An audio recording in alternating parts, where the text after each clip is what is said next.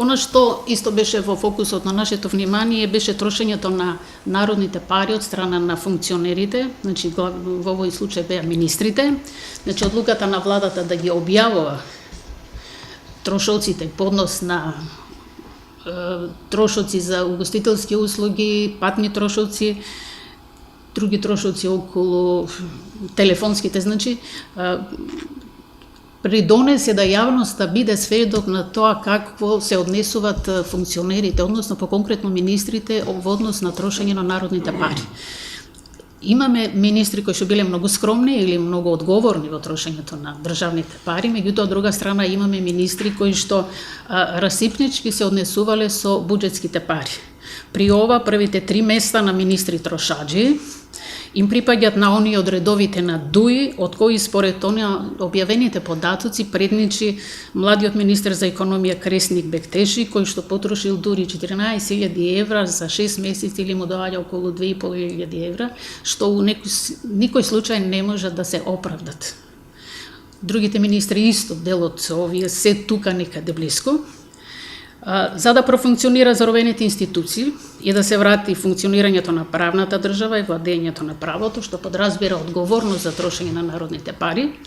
предлагаме, значи, владата да ги заложи надлежните органи, тоа е државната ревизија, внатрешната ревизија во секој министерство, да вршат редовна контрола на оправданоста на трошењето на толков износ на пари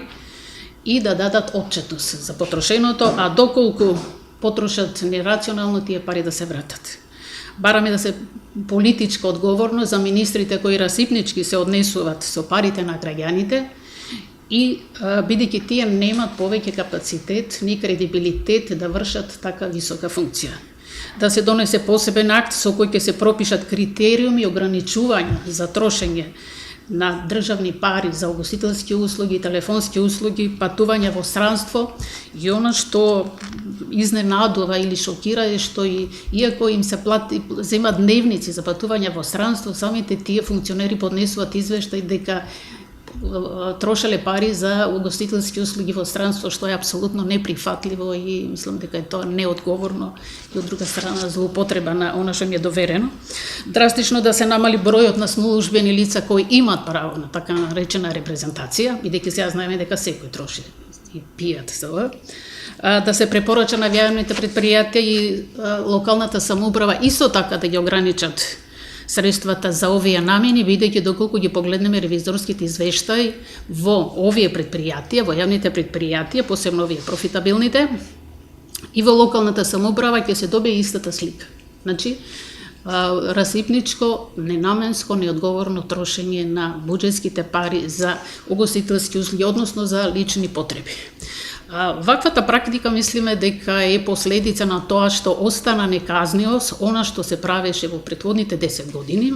иако државната ревизија и внатрешната ревизија после тоа открија бројни злопотреби, односно трошење на милионски суми за лични потреби, наиме или на угостителски услуги или патувања, досега од јавното обвинителство немаме никаква информација дали е покрената постапка, се води и до каде постапката. Доколку остане оваа практика на неказнивост, значи она што било, тоа се заборава, значи може со сигурност да очекуваме дека и овие министри и идните ќе продолжат таа практика.